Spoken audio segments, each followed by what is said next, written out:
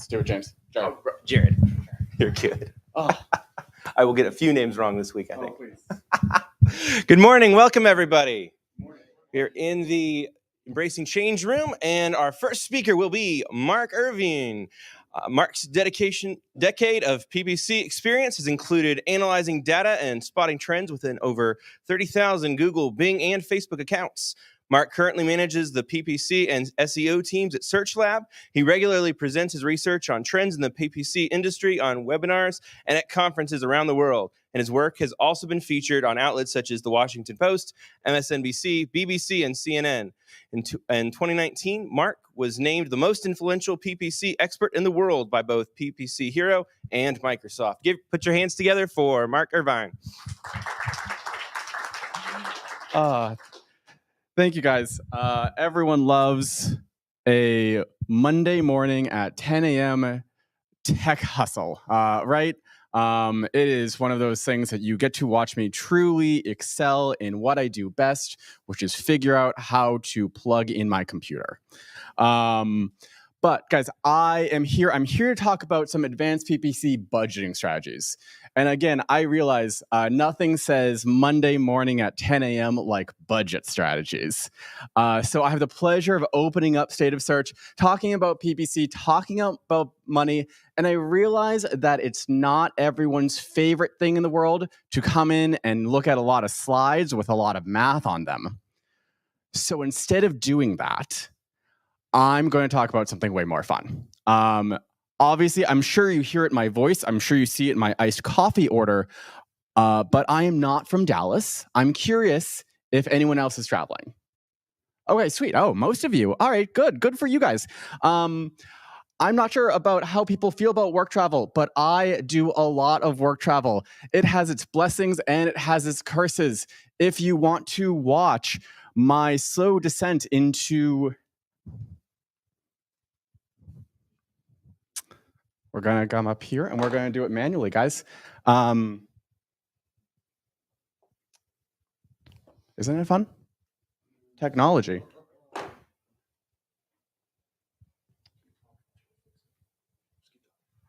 Oh, there we go. Yep, there we go. If you want to watch my slow descent into madness, you can watch me. I've been on the road now. This will be my 6th consecutive week on the road. Yeah, I know. It's really great if you care about your airline or your hotel status. It is really bad if you care about your mental health in any capacity. All of a sudden, you learn about like what time zones are and when time zones change, apparently, because that apparently affects your flight for that day.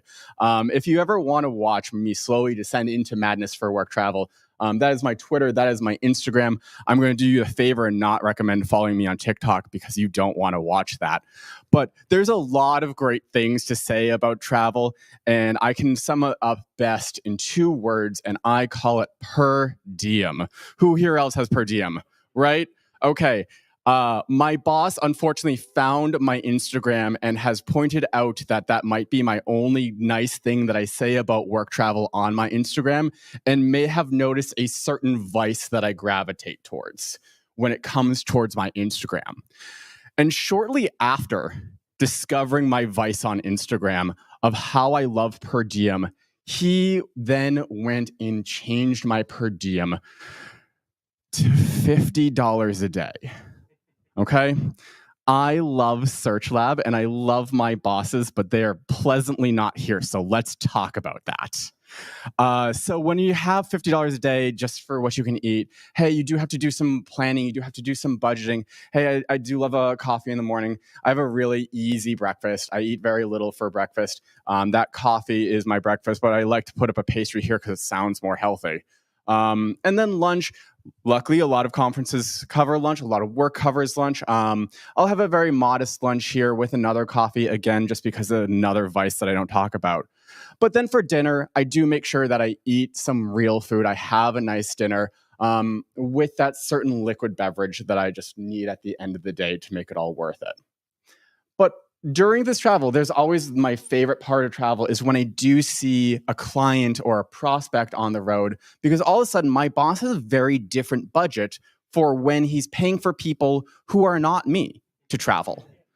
And so when I have that dinner scheduled with a client, all of a sudden that dinner has a very $3 sign budget next towards it. And that is when my life changes. We are not talking about, am I having like a nice hamburger for dinner? There is oysters, there is cocktails, there is bottles of wine at that dinner. And it definitely changes the way that I approach not just dinner, but the rest of my day as well. Because knowing that, hey, I still have that little bit of budget for lunch and dinner, but I probably shouldn't fill up on food. I'm going to go all out knowing the fact that I can expense that dinner later on. And so, hey guys, I tell this story for an obvious reason. It's not to talk about my casual alcoholism or my coping mechanisms. This really is important to talk about when you talk about PPC. Specifically, the reason I bring this up is that I want to openly invite that if anyone wants to pretend to be my client this evening, it makes my life a whole lot better and we can go out. But very clearly, it's also a clear metaphor for planning budgets within your campaigns, right? Planning with an unlimited budget is a lot of fun. You can go out, you can do everything you want to do.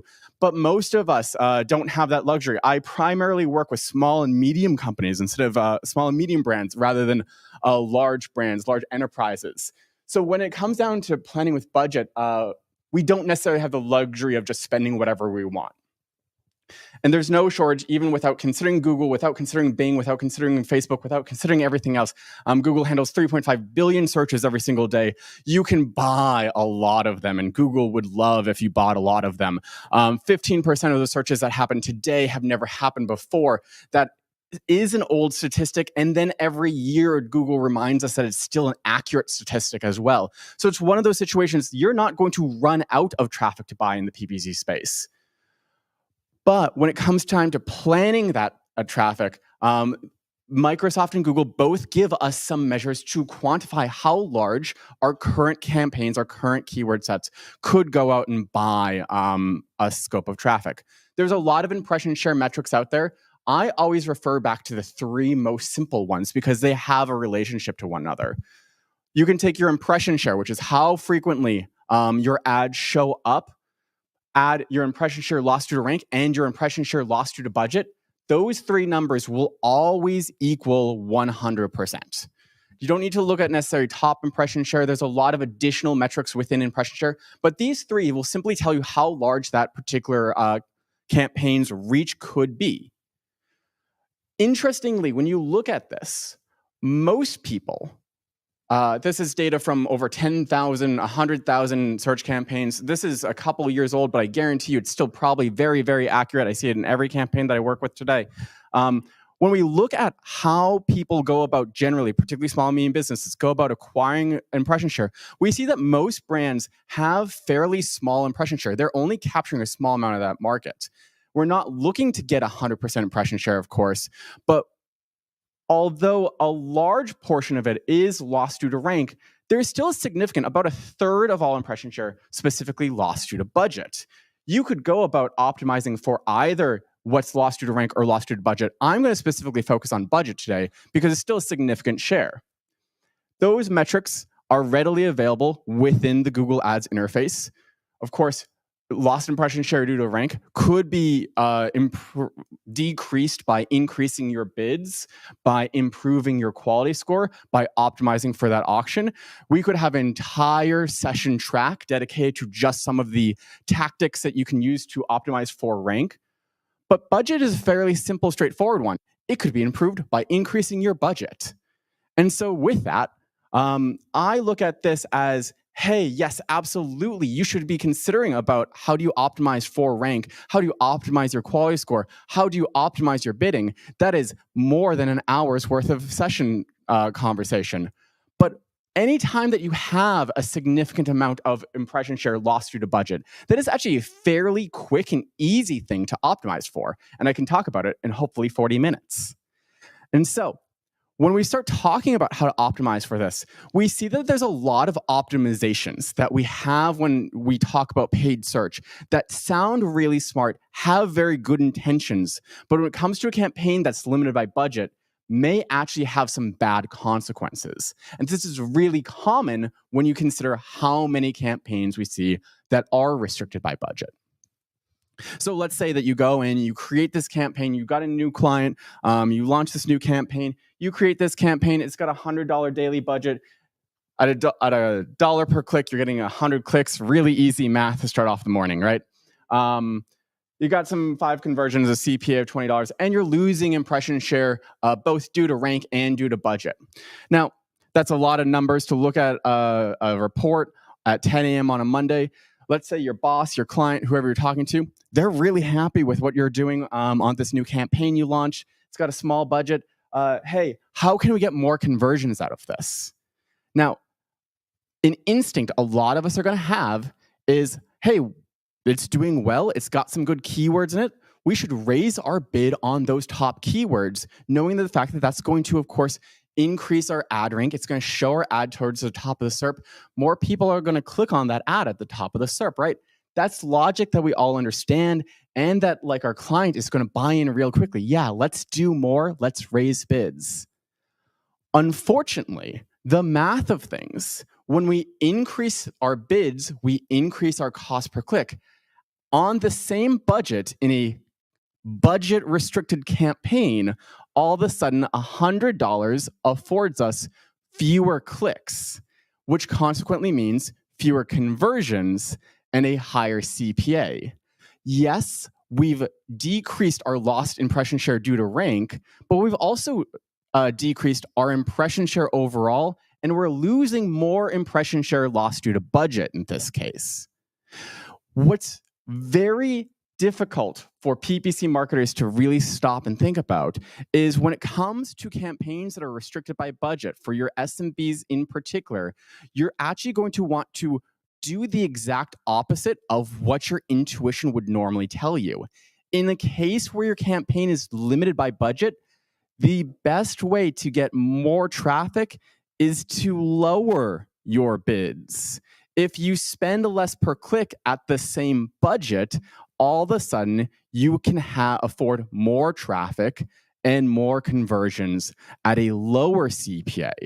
Yes, you'll have less impression share and you'll lose more impression share due to rank, but the easiest optimization here is to actually decrease your bids and optimize around that limited budget you have. Lost impression share due to budget, I think, is one of the worst metrics that we sleep on. It's really symptomatic of how you go about optimizing these campaigns. Similarly, you can simply do less in that campaign. You can remove those lower performing campaigns, despite the fact that those lower performing keywords, despite that your client came to you and said, hey, I'm really happy with what you've built and I want more from it. The result here that you should be optimizing for is, in fact, doing less so that you can afford more of the results that you're already getting here, so that you have less impression share lost due to budget. Interestingly, and I don't come from a sales background specifically, but sometimes optimizing a campaign that's limited by budget is really, really simple. You just give it more budget. If you increase the budget, it scales out generally linearly when you're using a manual cost per click strategy. If you have smart bidding, you might see slight increases in CPC and CPA, but those scale a little bit more easily around the same thing. The goal here really is, when you have that campaign that has this metric of lost impression share due to budget, the first thing you should be doing about optimizing that campaign isn't about its bid strategy. It isn't about quality score. It isn't about ad rank. It's not about ad copy. It's about how do you not lose budget impression share due to budget, or how do you lose less impression share due to budget? Now, see, 10 a.m., we love a good math problem, right? If you want to discover, if you want to go into that conversation with your client, with your boss, to understand how much a campaign could spend that's limited by budget, I guarantee your boss might say, hey, you spent $100, there's $110, or like I can increase it to $115 or something like that. If you want to know how much you should be asking for, there's a pretty simple formula just with 3 variables here. You need to know, of course, your current spend. You need to know your lost impression share due to budget and your impression share. Take your lost impression share to budget, divide it by your impression share, and multiply it by its current spend. And that is how much more it could be spending. Let's do some math on a Monday morning. So if I've got this campaign spent about $1,000. I know it's really small too. This campaign spent about $1,000 last month. It had search impression share of 19.6%, search impression share lost due to budget of 27.36%. You look at these slides, you don't need to scramble down a whole lot of math, hopefully. If you're at home, feel free to pause the screen. I'll smile. By all means, take those numbers, plug it into that equation. You take, again, what it spent last month, its search impression share due to budget, lost due to budget, divide it by its search impression share. That's going to tell you that campaign could have spent $1,400 more. Add it to its current spend. That means that that campaign, as built out, without adding a keyword, without changing its bids, without changing its ad copy, without doing anything else towards it, is currently set up to spend about $2,400 a month. And so that's that's the number that you can go back to your client, your boss, and really understand how much this campaign could, should, and is built to spend. Now, as we talk about this, hey, of course, you could go to your client, you could currently go and ask for all the budget in the world for your existing campaigns. But as you think about building out your account structure, think about how you build out the right account structure for your budget. The campaigns that I build for a client who is going to spend $1,000 a month are wholeheartedly different than what I'd build for a client that's going to spend $1 million a month, right? Hopefully, I'd go about having a different approach towards my account structure, and hopefully that $1,000 client doesn't have the same demands and needs of my $1 million budget. But I say that out loud, and we know that I'm lying in terms of what my client expects, right? So how do I go about building out the right account structure for my account? Comes to this slide, which has a very condescending question of, well, what is a campaign really? And then the Boston in me really comes out. I then put up a quote by the Oxford Dictionary reminding a bunch of advertisers what a campaign is. And then I read it out loud, where I say an advertising campaign is a series of advertising messages that share a single idea or theme. What's really interesting is when we as marketers talk about a campaign, Google defines a campaign differently than the rest of the English language. Google defines a campaign simply as a structural ad group, a set of ad groups that share a budget, location targeting, and other common targeting tactics. And so that's really weird, because when you're talking to an email marketer campaign or an SEO, or you talk to someone who does TV campaigns, they have a very different definition of what a campaign does than Google Ads or Microsoft advertising. That's an important semantic difference. Google defines a campaign as a set of ad groups versus the rest of us talk about it in terms of sharing a single idea or theme, right? And so when we, as marketers, there's this has been in my brain for 10 years. When we get a new client, we start building out an account, we very often look at their website and we follow this kind of website-based account structure where we build out themes of their products or what they're showing up here for. And we go about building out an account that looks very similar to how their website is built out. If you were to follow this kind of menu for envelopes.com, that would be something like 50 individual campaigns to sell envelopes. Unfortunately, a lot of people fall into this trap that Google sets up for us. Ad groups should be controlling that semantics. Ad groups should be following that common semantic theme of similar messaging within the ads and within the landing page. Our campaigns are designed to control strategy. Our campaigns are really just a tool for us to optimize for a budget, a goal, or relevant targeting. And so when you're building your account structure, you want to use campaigns very sparingly, for the reason that your client, your boss, they might give you a large budget, a large monthly budget of $6,000. 2 campaigns makes that $3,000 a month or $100 a day. That's enough that, you can get traffic with $100 a day. You can do some optimizations with $100 a day. That same $6,000 could also very easily, oh, geez, this is very small, could also easily be 8 campaigns, each with $50 a day budgets, $10 a day budget, $20 a day budget, $5 a day budgets. Not only does this make everything a whole lot more difficult to optimize each individual campaign's budget, but it's also going to bring the overall impression share down as the lost impression share due to budget increases. Additionally, anyone who's ever managed a campaign like this understands that making all of those numbers add up to $6,000 at the end of the month is a very complex process that no one's going to particularly enjoy. So be strategic when you're building out new campaigns. I honestly tell people to avoid creating too many campaigns when it's possible. Always be liberal with creating ad groups. Ad groups control your messaging, your keywords, what ads are matched to the keywords, your landing pages. Go nuts with ad groups, but be very specific, be very strategic when it comes to building out a new campaign. If you have a new campaign, that campaign needs a new daily budget. If you don't have more budget within your client's budget, don't create a new campaign. When do you create a new campaign? Really, you want to be very strategic with creating a new campaign. New campaign should have good performance. These are your new campaigns that you build out need to have good performance because they need to have their own budget and you want to go ham with them. There are certain campaigns that you'll want to fund towards the absolute max because you're never going to be worried about them. Things like your branded campaign is always going to perform well. It will always deserve every dollar you put into it because it's just going to kill it. You might have a couple of top performing keywords. We all have a couple of keywords in every account that like a Nissan dealership. If you buy the keyword Nissan dealership, surprise, that one's going to do really well. You might find that some keywords deserve very high budgets for the reason that they're going to always perform real well, and you never want those restricted by budget. Things like RLSAs will also do really well universally and might deserve that budget. You'll want to build out campaigns when there's a strategic need. These ad groups have specific settings, like you're targeting several locations. Yeah, you're strategically going to need a new campaign to do that.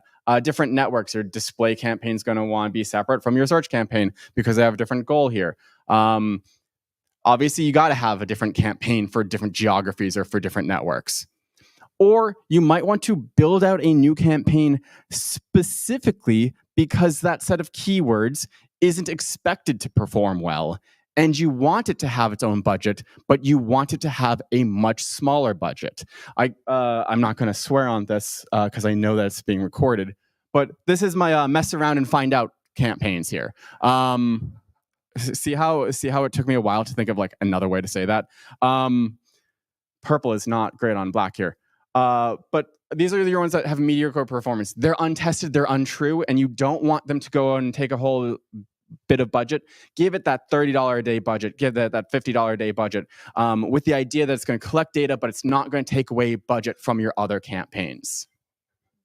Finally, be very careful with very low budgets. Very low budgets in your campaigns can actually be very harmful to the campaigns you build. So in this case, if you have a campaign daily budget, Google allows you to create a daily budget as small as $1 a day. You set a campaign budget of $5 a day and you've got a keyword that costs $10, then surprise, surprise, Google is never, ever, ever, ever going to show you for that keyword because your budget can't afford it. Doesn't matter how well optimized that keyword is. It does not matter how optimized your landing page, your ad, anything you do to this keyword, short of decreasing its bid or increasing its budget, it's never going to show and you're never going to get any results for it. This is, in fact, wasting $5 a day of your budget because it's never going to do anything and you're never going to collect the data you want from this. Even if you do have enough budget for it, even if we give it $30 a day, so that can hypothetically show. Well, at best here, we're talking about forwarding 3 clicks in a particular day. I'm not sure how great your conversion is. I'm not sure if your conversion rate's 33%. If it is, sure. But for most of us, probably not. Worst of all, if you're using any smart bidding in this campaign, and that keyword honestly does cost $10, let's say the reserve price that day for that keyword is $10, then actually with smart bidding, Google is going to deprioritize this particular keyword, and it's going to try and optimize for a lot of inexpensive traffic, even if that traffic is low quality, because Google would rather collect a lot of bad data and optimize off of that than necessarily prioritize just a couple of expensive keywords. I have a rule that basically if the campaign can't afford 5 clicks a day, consider combining it, putting it back in an ad group in another campaign that has more budget so that you can actually begin to collect data and make smarter decisions at the campaign level. Now, if you find yourself in this place of, hey, yeah, you do have a strategic need, you need to have several campaigns, you need to have a lot of campaigns. Shared budgets is a little underutilized. I think that a lot of people are familiar with it, but shared budgets, you can create a shared budget within the library and apply that shared budget to be spread across several campaigns. Overall, we see that this does have the benefit of increasing impression share. It allows you to have those small campaigns do grow better together when you can split up a $100 budget across 3 campaigns. You'll see that although that won't necessarily be evenly split and you won't be able to control exactly which campaigns get what fraction of that budget, every campaign will at least be able to run and collect some data on it. Now, I always like to take a pause and talk about our friends over at Microsoft. One of the biggest things I see when it comes to Microsoft is that people will often say, well, who's on Microsoft? I only need to put $5 a day over there. And then they don't end up getting a lot of traffic from Microsoft. And they say, see, I was right. People don't show up over on Microsoft because they didn't give it any budget. Truthfully, we see the fact that in my experience, because there are fewer advertisers, because no one woke up this Monday morning and said, hey, today's the day that I'm going to start advertising on Bing, because there are fewer advertisers over on the network, there's less competition. You see the fact that there are fewer advertisers on every individual SERP. Clients on Microsoft advertising saw an average increase of their click-through rate by 45%, 33% lower cost per click, and about a 28% lower CPA when compared to the same campaigns over on Google Ads. So generally, I encourage in the US, advertisers should plan to spend, budget to spend 15 to 20% of their overall search budget over on Microsoft so that they can plan on collecting what is a fairly sizable market. I'm not going to tell you it's bigger than your Google market, but it is certainly significant enough to warrant about 15%, 20% of what you're spending over on Google. Now, when we talk about Microsoft, it's not going to be the case that you're going to just launch that Microsoft campaign and forget it any more than it's going to be the case that you're going to launch that Google campaign and forget it and never optimize it. I encourage people not just to import their campaigns over from Google, but to set up a recurring import of their campaigns from Google into Microsoft, and so that you continuously, at least, not necessarily import everything, but import new ad copy, import new negative keywords, import any pauses, any changes from this, so that your campaigns on Microsoft don't become out of date because you're spending all of your time over on Google optimizing your Google campaigns. You'll want to set up an import for, again, the hygiene things, your ad copy, your extensions, your any pauses you make. Feel free, import those over. You can import those over once a day. That way those campaigns at least never get stale. And finally, just like on Google, you will have some campaigns on Microsoft that don't perform as well. You might have some campaigns that perform better on Google than Microsoft, despite the fact that on average, I see that people perform better on Microsoft. That's not going to universally be the case. I want to make sure that people don't treat Microsoft as a binary. Don't turn it on or off. It is not that I'm going to pause Bing. It's that I'm going to pause this campaign on Bing or these ad groups on Bing because I don't see performance be well here. Run the campaigns that perform really well on Microsoft. Don't, after testing and after running them, it might be time to consolidate or pause those campaigns that don't hit your goal on Microsoft. Even like your simplest stuff, if you go back to what does deserve a budget, your branded campaigns, your top performing campaigns, those campaigns that always perform well will perform well on the other search engine as well. Some of your other long-tailed stuff, your top of the funnel stuff, may or may not. that is totally fine. It is not a case that you have to have the same strategy on those two networks. It's in fact good if you don't have that strategy on those two networks, knowing that that's a different demographic, it's a different device, it's a different place and time in which they're searching on Bing than they're searching over on Google. Now, finally, what I love most is I love talking about how do we go about automating our budget, because I know, again, you guys are being really wonderful. You're being really patient with me throughout all my technology, throughout all of my Monday morning half coffee fueled ravings here. And I know that budget isn't the most exciting thing for all people. Specifically, if you do not love waking up every minute thinking about, oh man, am I overspending my boss's budget here? A silently released tool. This was released about 2 years ago within Google Ads. And then Google did not make an announcement. And no one really talked about it for a reason that I imagine Google doesn't want people to know about it. There is this tool called a monthly spend limit within every Google Ads account. It is hidden in here within your account level settings, right above your advertiser verification, if it wants to be clear about how much it wants you to find this one. But within your account level settings, there is this small tool called account spend limit. You can turn that on, and it will set an account spend limit for the entire account for the month. And you can simply put in what your That is my timer if I've ever seen one. You can put in how much your monthly budget is within that, and simply put, Google will immediately stop serving all of your ads for the rest of the month, even if they still have the budget. Now, that's a very blunt instrument. If today on the 13th, your ads hit that account spend limit, Google will simply stop serving your ads today mid-month. If you want something that's a little bit more flexible, I'm a huge proponent of automated rules for the reason that monthly spend limits are really blunt and will just stop you in your path there. Automatic rules, you can use automatic rules for a lot of things. I love them for budget. Basically, for everyone who's not familiar, an automatic rule, everyone has an action, what you want Google to change, a condition, what must be true in order for Google to make that change, a frequency, how often do you want Google to check to see if that condition is hit, and the target campaigns that should be affected here. So if we want to have something similar, let's say we had a couple of campaigns that all shared a budget in our book. What we could do is we could create this automatic rule so that those campaigns, we want Google to pause those campaigns. The action is pause campaigns, apply to whatever campaigns or all campaigns in our account that we want it to impact. The condition here is that cost in those campaigns is greater than our budget. How often do we want to check? We can have Google check this every hour or every day at a set time using data from the current month. So every day Google will run this check and say, hey, has it spent $5,000?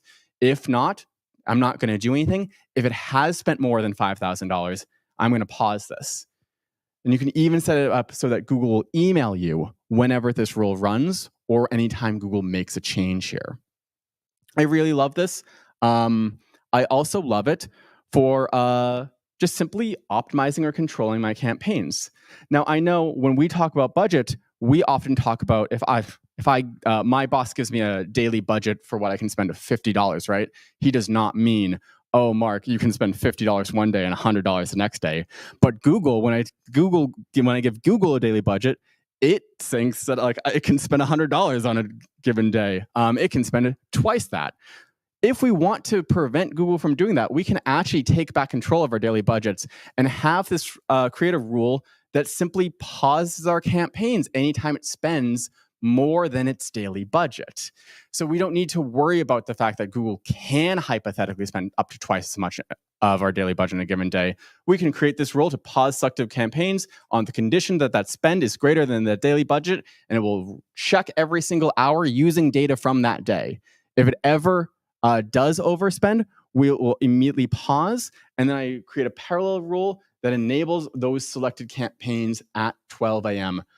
Using the data from yesterday. Similarly, if you ever have managed a client and they have a same budget every single month, you'll know the hard truth that every month has a different number of days in it.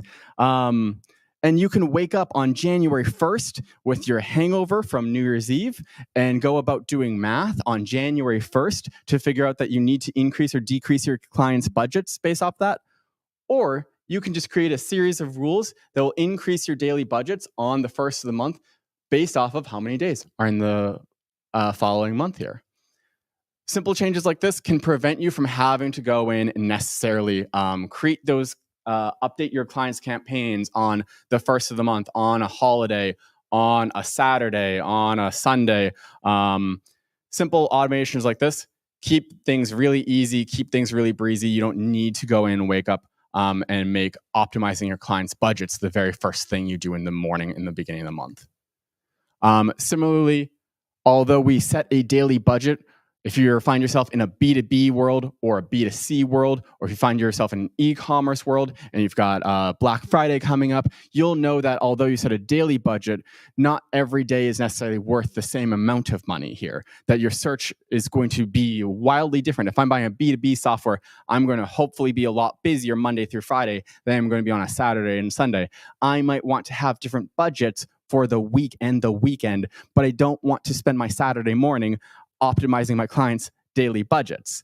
You can go and you can create 2 rules to increase your budget on that weekday at Saturday at midnight, and then inverse that rule on Monday at midnight so that your clients' budgets do change over the week, over the weekend.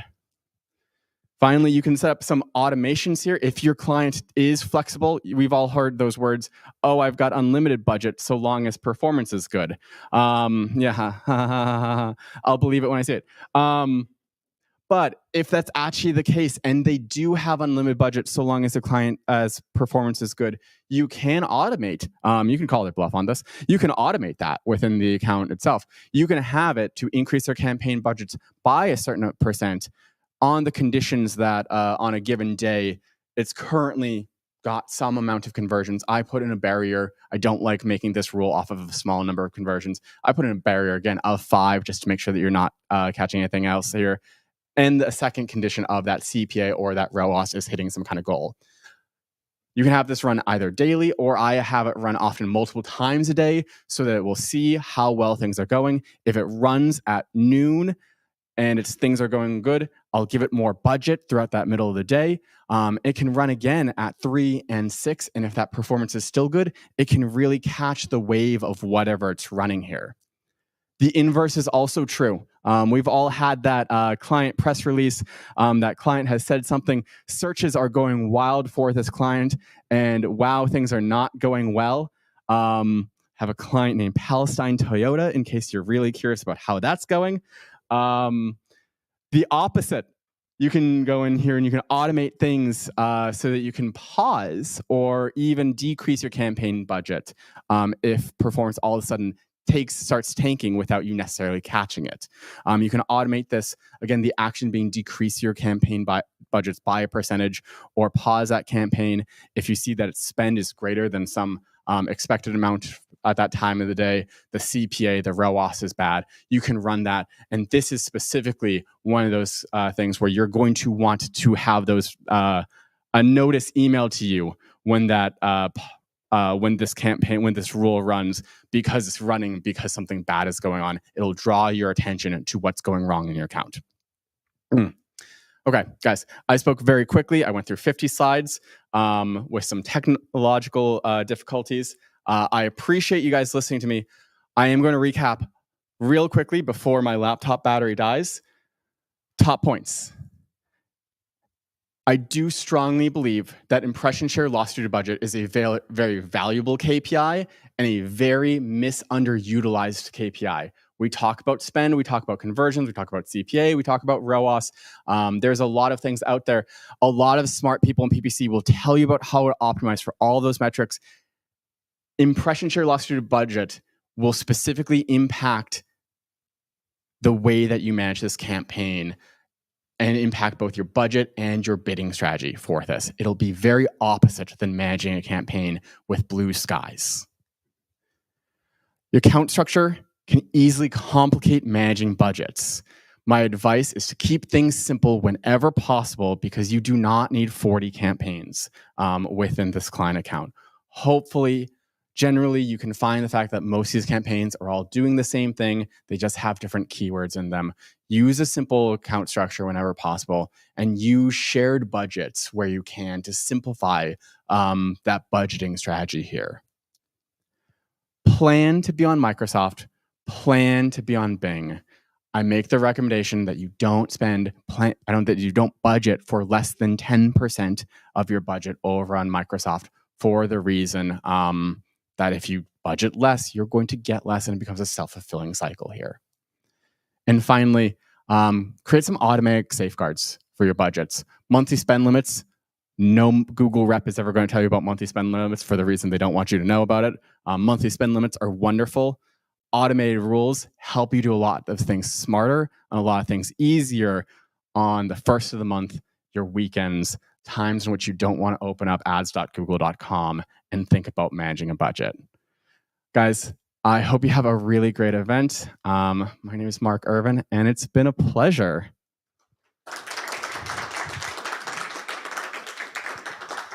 Now, correct me if I'm wrong. 4 minutes. All right.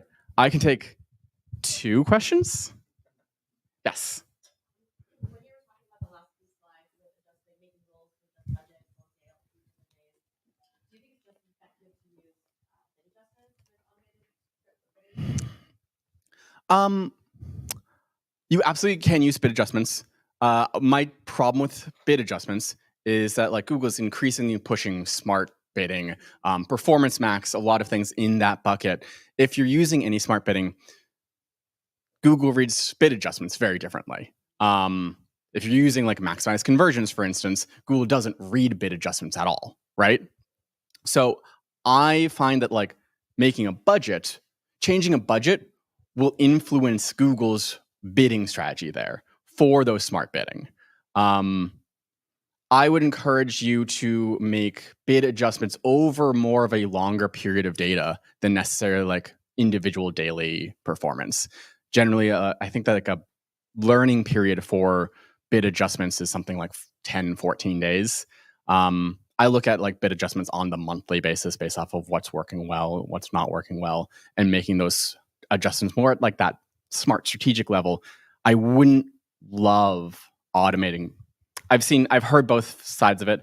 I'm more hesitant to automate bids than I am to automate budgets. But it's a good question. Yeah. Speaking of budgets, so I love the equation for max spend potential. Mm-hmm. Is there a typical amount of time you would use to make that determination of budget? Yeah, I love 30 days for the reason that it catches, weekends. It catches a whole lot of variables in it. You'll have that weird day every month where all of a sudden everyone in the world is looking for brake pads. But I like 30 days. You can get away with 14. I don't encourage much less than that. Yes.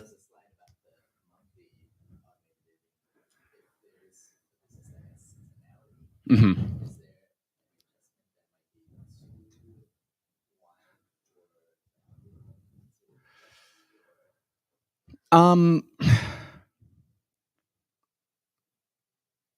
The short answer is yes. There is. Like, for instance, if you're a ski resort, April looks a whole lot different than March, right? I would encourage, hey, as you talk about like a monthly spend limit, that is your true North Star if I want to spend no more than that budget. This is more of a safeguard that you, your client, your boss doesn't wake up and ask you why you overspent their budget by $20,000. That is how I'd approach a monthly spend limit. As you talk about automating like a change based off of like, there was a slide in here about like, hey, on December 1st, you increased your budget by 3.3% because December has 31 days and November has 30 days, right? That won't catch for seasonality. And so as you talk about making plans for as you talk about making plans for next month's budget, that's something that you'd have to do more intentionally. You'd have to plug in that formula from the past 30 days or the past 14 days to see what seasonality currently looks like and catch that target as it's moving, than necessarily fully automate Google to just spend your budget. I would say my biggest fear would be the day that Google has like a smart budgeting tool that captures seasonality and it rolls it out to Performance Max, and then we just give Google our credit card and it decides how much we spend for it. So I would just say, like, hey, manage seasonality manually, but automate what isn't seasonality in advance, because none of us want to work on January 1st. Awesome. Guys, it's been a pleasure. I've got business cards. I'm here for the rest of the day if you're around, but thanks for having me.